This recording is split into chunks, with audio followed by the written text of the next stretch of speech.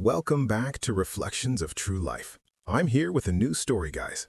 If you don't know me, I'm your host, Maddie, always out here thirsting for new stories to bring back to my YouTube family.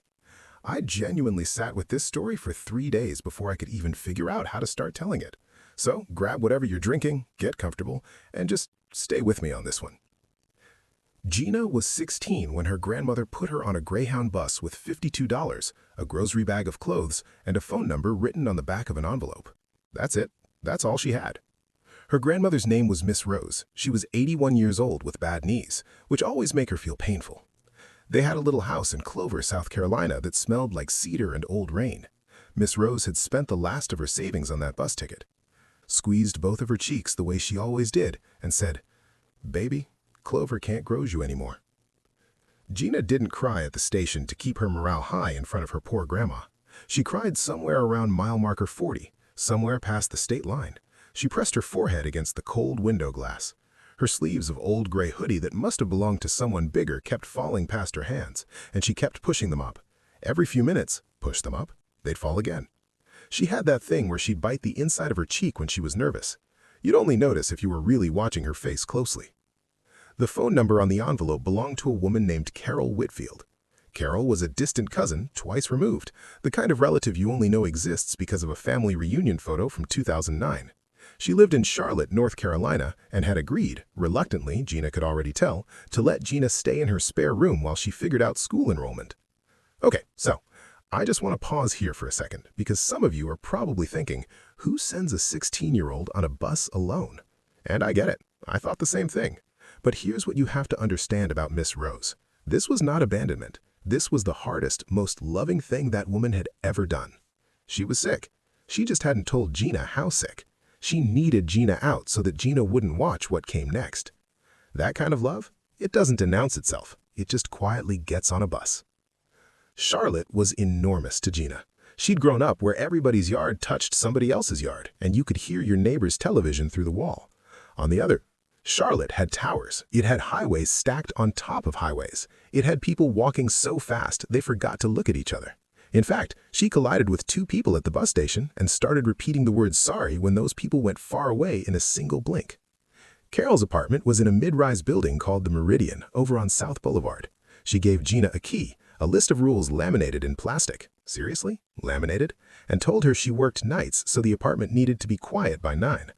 When Gina first arrived in Charlotte, Carol quietly mentioned a diner 2 streets over called Rosie's Corner that was always short on weekend help. Gina walked in on a Saturday morning, asked the manager, a stout woman named Patty, if they needed anyone. Patty looked her up and down, handed her an apron, and said, "You can start now." So that was that. Gina became a weekend waitress, $4 tips and sore feet, but it was hers. She'd tuck her earnings into an envelope under her mattress. For what, she didn't exactly know yet. Gina said yes to everything. What else she could do? A small room, a mountain of thoughts with dim light, loneliness. She had no friends near, no noise of animals or birds. There was no voice coming from beyond the walls. She repeated the laminated rules for enough times to make her cram them. And there, after 4 days, something happened beyond she thinking about. Not only a mistake of a moment, but a mistake that could change her life for a long time, or maybe the rest of her life. She was coming back from the laundromat 2 blocks over with a plastic bag of warm folded clothes in each hand. The elevator in the Meridian was slow as usual, so she took the stairs to the 8th floor with singing a song in low voice. Except she miscounted. She came out on the 9th. She didn't notice as the hallway looked the same. Same gray carpet runner, same overhead light with the slight flicker, same row of identical doors. She walked to what she thought was 8C and put her key in the lock. And it opened. Now, I need you all to picture this with me. She just walked into a stranger's apartment, didn't even hesitate because the key worked.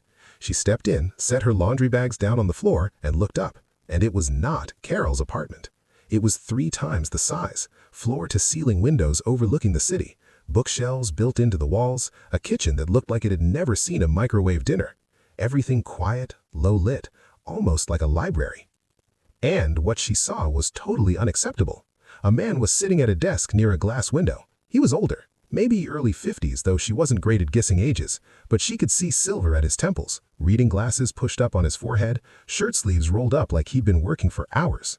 His name, she would find out later, was Edmund Voss. He ran a private investment firm. He'd lived in that apartment for 11 years. He looked up when she heard the bags hit the floor. They stared at each other, and both of them were compiling the information of what actually is being happening. And this is the part I can't stop thinking about. Gina's first instinct was not to run. It was to apologize. She said, "I'm so sorry. I think I'm on the wrong floor." The way someone apologizes when they've been taught their whole life that taking up space is a risk. Edmund Voss looked at her, then at the bags, then back at her. "Who are you, and how did your key open my apartment?" She showed him. He tried it himself, and it worked. He called building management immediately, which, honestly, good. That's a serious security issue. But while they waited, he didn't ask her to leave. He gestured towards the couch and said, "You can sit there." So she sat, in a stranger's apartment, on a couch that probably cost more than her grandmother's car, her 2 bags of warm laundry at her feet, and her 2 long sleeves pushed past her wrists. And Edmund, instead of ignoring her or making her stand in the hallway, he asked her where she was from. She told him Clover. He said he'd driven through Clover once years ago on the way to a fishing trip, said it was a pretty town. And then, she doesn't know why she said it. She told me she still doesn't understand why she said it. She said her grandmother's there. She's sick. Edmund Voss took his glasses off his forehead and set them on the desk. He didn't say, "I'm sorry," the way most people do. He waited a beat, and then said, "Is she alone?" And that is what made Gina cry, right there on a stranger's couch, because nobody had asked her that. Not Carol, not the social worker who'd briefly been involved, not the school enrollment office. Nobody had asked the actual question underneath all the other questions. Yes, Miss Rose was alone. I'm not going to sit here and tell you that Edmund Voss was some perfect, generous saint who fixed everything with his money. That's not what happened. Real life doesn't work that way, and we both know it. What happened was smaller than that, and somehow bigger. He made 2 calls. One to a social services organization he donated to, got Gina connected with a caseworker who could actually help navigate what was happening with Miss Rose's health situation from a distance. And the second call was to the building manager, who confirmed the key issue was a manufacturing error affecting 3 units and would be rekeyed by morning. Then he walked her down to the right floor himself, carrying one of her laundry bags. At the door to 8C, he handed it back to her and said, "You can call that caseworker number anytime. I've already told them your name." She said thank you, and he went back to the elevator with a single nod. That was it. This is the part that stayed with me. Over the following weeks, Gina enrolled in school. She found her footing in Charlotte. She kept in touch with her grandma every night, even short calls because the signal in Clover was unreliable. The caseworker Edmund had connected her to helped Miss Rose get a home aide 3 days a week. And Gina started writing a journal. She wrote down everything, the bus ride, how she felt when the bus was moving, carrying her alone for the first time in life, and she said to herself that life is what you have to survive alone. Her tears when she thought her grandma is alone behind, the wrong floor, the couch, the question nobody else had thought to ask. She wrote it all down because she said she didn't want to forget what it felt like when one completely accidental moment reminded her that kindness still existed in the world. In that world where people in the luxury cars move and spread water towards her without even apologizing, and no one cares when you had a good enough meal last time. She said it didn't fix anything. Her grandmother was still sick. She was still 16 in a city that didn't know her name. But something had shifted. She stopped shrinking. She started taking up space. She was 3 months into Charlotte. It was a Tuesday. She was mid-shift at Rosie's corner, balancing 2 plates of eggs and a coffee refill, when her phone buzzed in her apron pocket. She ignored it. It buzzed again, and again. She set the plates down at table 4, stepped toward the back hallway, and looked at the screen. There were 4 missed calls from Carol. Her hands went cold before she even pressed call back. Carol picked up on half a ring. "Gina, honey, it's Miss Rose." She doesn't remember the drive to the hospital. Patty had called her a cab the second she saw Gina's face go white behind the counter. She just remembers the cab smelled like pine air freshener, and she counted the ceiling lights in the lobby of Atrium Health like counting was the only thing keeping her standing. Miss Rose had passed that morning, quietly in her sleep. The home aide had found her. Gina sat in a plastic chair in a waiting room that had nothing to do with her grandmother's death. She wasn't even in the right city for that. Her apron was still tied around her waist. There was a small ketchup stain near the pocket she hadn't noticed until right then. She stared at it. People moved around her like nothing happened. Nurses, visitors, someone crying loudly 3 chairs down. But Gina didn't cry. She was grabbing and joining the points to understand what does it mean when people say your loved one who raised you is no more in this world, when people say the person will not be here to kiss your hands when you make them a sweet. Her hands were shivering, and she was not in a state to understand how to stop them, but she had to make them stop because she was the only person who had to stand up for her grandma's last ceremony. She called the number for Clover County. She made the arrangements. Her voice was steady the whole time, like it belonged to someone older and more practiced at this. And then she hung up, leaned her head back against the waiting room wall, and the cry that came out of her was the kind that scares people nearby, the kind that comes from somewhere deeper than grief. It comes from the place where love lived and now doesn't know where to go. People saw a teenager was screaming like someone had cut her body with a knife, and she fainted before anyone could reach her. Okay, I need to stop here for a second, guys, because I want you to feel what's happening. She's 16. She's in a city that doesn't know her. The one person who loved her without conditions is gone, and she's wearing a ketchup-stained apron in a hospital waiting room alone. Like, how do you even sit with that? Some of you are probably holding your chest right now, and I don't blame you. When she came to, there was a nurse beside her, a cool cloth on her forehead, and a paper cup of water being held out to her like an offering. She stayed in the hospital through the evening with low blood pressure and dehydration. The hospital staff said nothing needed a bed overnight, but they weren't going to let her walk out alone in that state either. She called Carol, but she didn't answer. She sat with her phone in her lap, going through her contacts the way you do when you realize how short the list actually is. And somewhere in that quiet, she thought of the caseworker number, Edmund's caseworker. She'd saved it, but never used it. She called Edmund anyway while she didn't plan to. She'd saved his number, too. He'd written it on the back of the caseworker card, just in case, he'd said. She stared at it for a long time. Then she pressed call before she could talk herself out of it. He picked up on the second ring. Gina? Just her name, like he'd been half expecting it, or half hoping. She didn't think about that part until much later. My grandmother has died. I'm at Atrium Health on Blythe, and I don't really know why I called you. I'm sorry. Her right eye dropped a tear down in her lap. I'll be there in 15 minutes. Don't go anywhere. He said it while he was there in 12.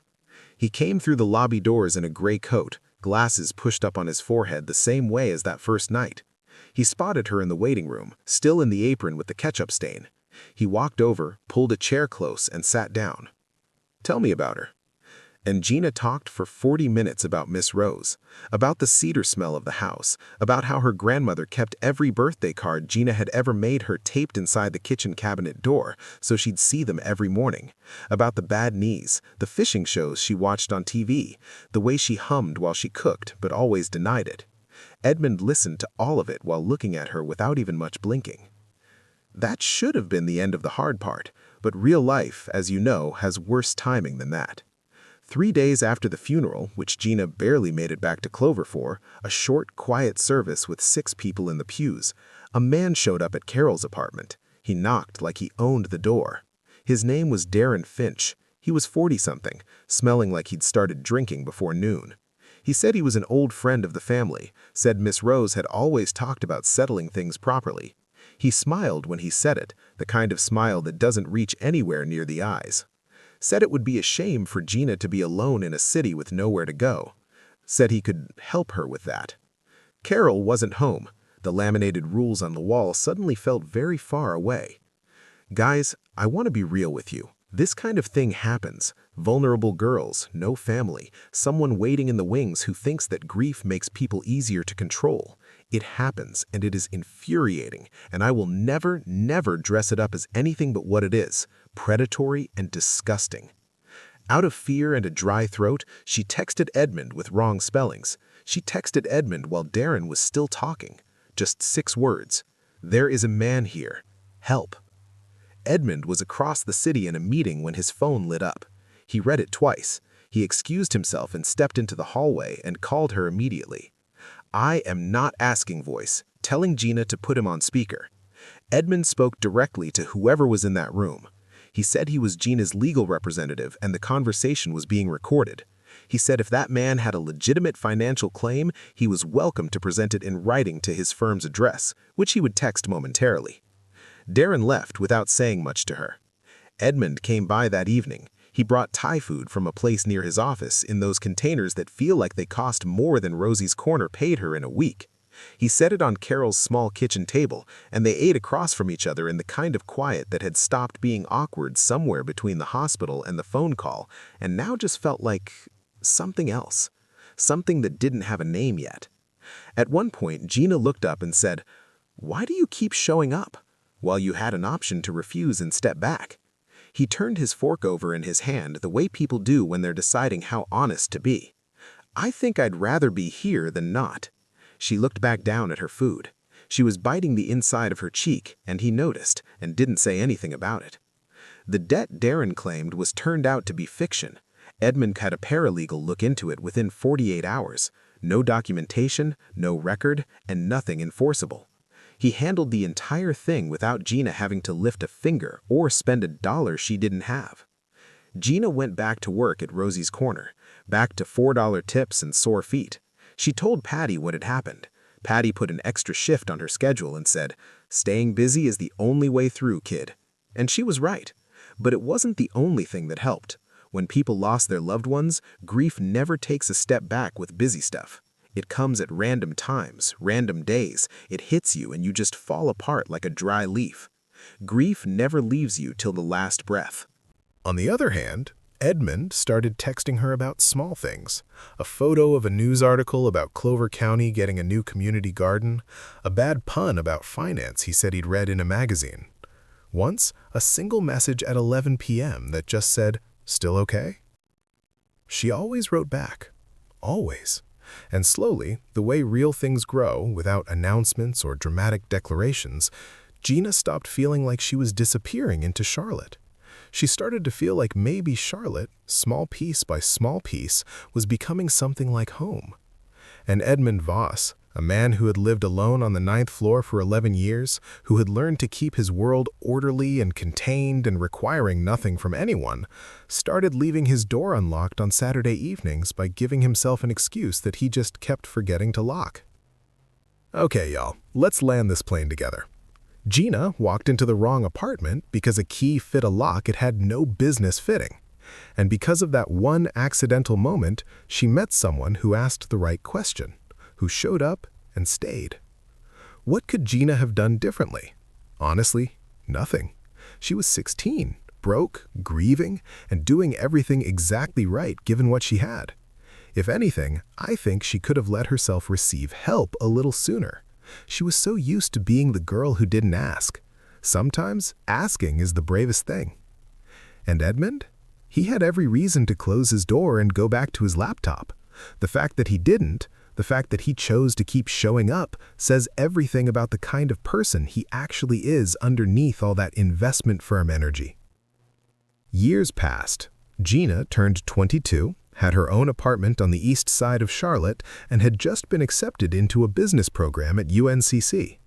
And Edmund Voss, who had spent 11 years keeping his world orderly and requiring nothing from anyone, had quietly, without making a production of it, bought a ring for her.